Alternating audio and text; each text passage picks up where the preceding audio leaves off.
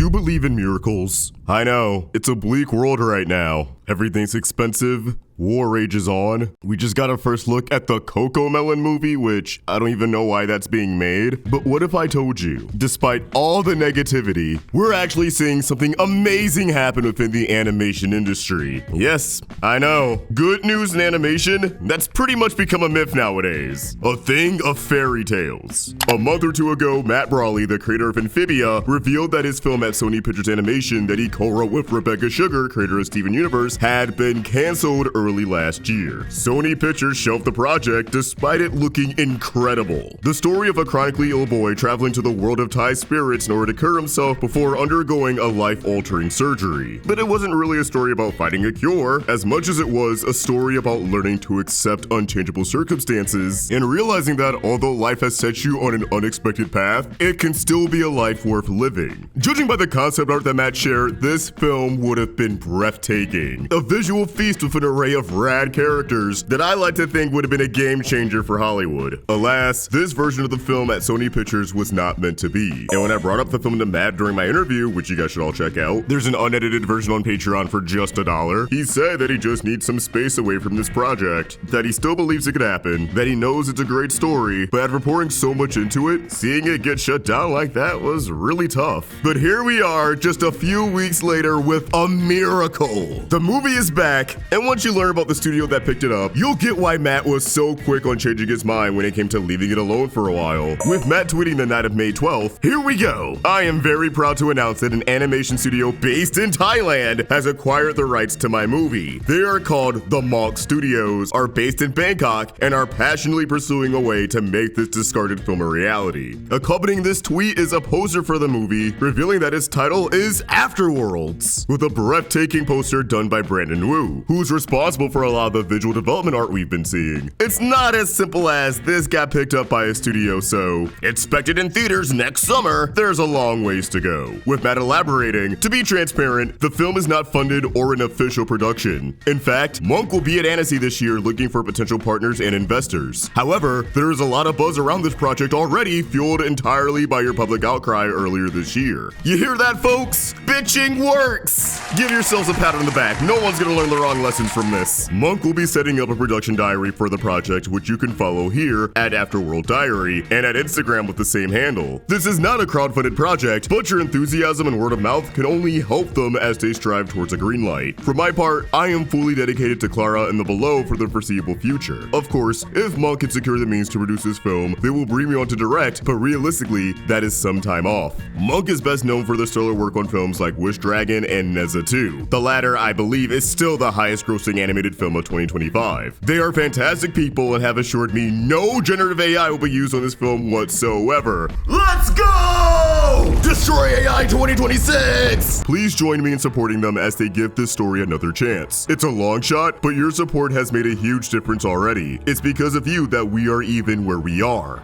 Finally, I would like to reveal the name of the film. Its codename in development was simply Afterworld, but we have decided to adjust it to Afterworld Return Home. Keep in mind, Return Home is actually written in Thai, fitting for a project that is now safely in Thai hands. Matt also clarified that Monk provided support work for Neza and animated some scenes for the film, and that a lot of these big CG films are copied together from many global studios, which is facts, and why it's so annoying when we have things like the Avatar movie, where people thought that mirror being brought on meant that Flying Bart was getting the boot. No homies, multiple studios are always involved in these films.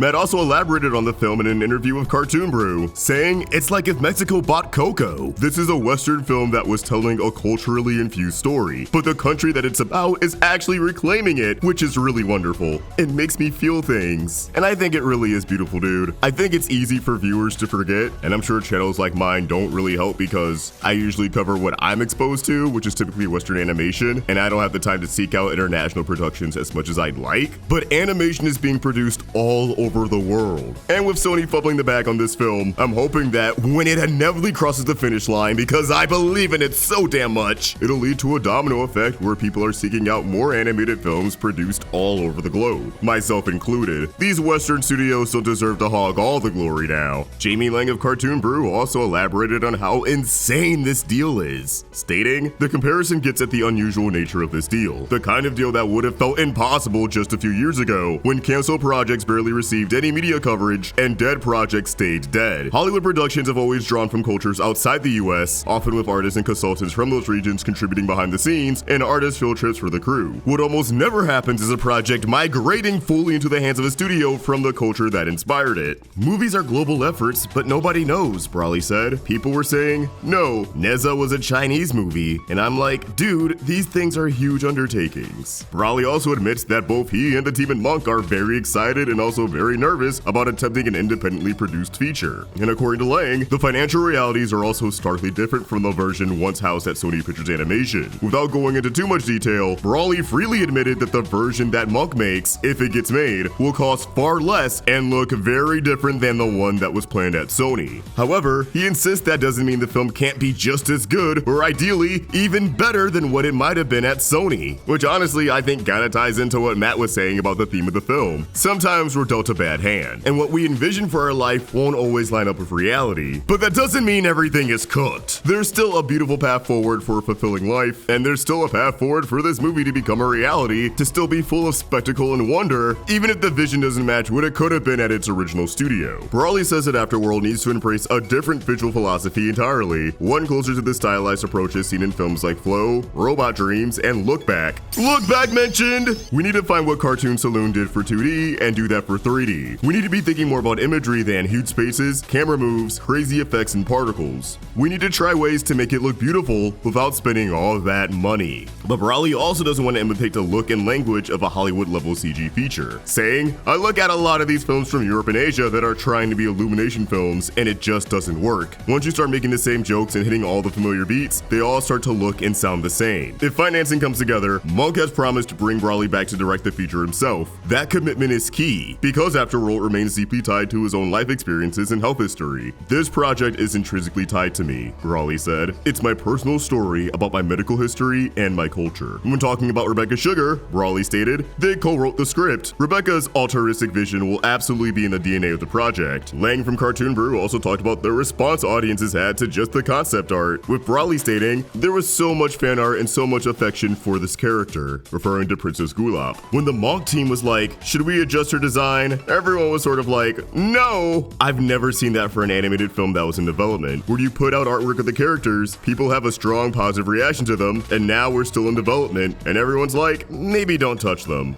And of course, Brawley emphasized that the studio will not be using AI, stating there's a strong temptation for some of these scrappier studios to experiment with AI. It's an unavoidable siren call to studios that are looking to save a little coin. But ultimately, Brawley says the big takeaway is that this film has another chance. Which is true, that is a miracle in itself, man. We never see things like this happening, and I'm so glad it got to happen to Matt. He's a GOAT, and I can't wait to live in a world where I'm able to binge Amphibia, Clara, and Afterworlds back to back.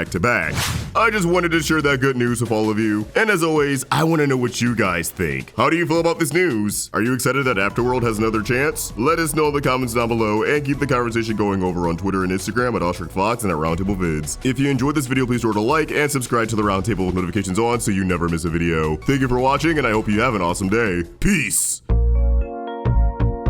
Craving something new in the indie scene? Well, if you're all gonna be such critics, why don't you suggest a better one? It's great to have so many serialized comedy dramas, but what if we just went all in on the laughs and feel good vibes? Move on up out of my way. I have something gotta do today. Got no time for all your games. But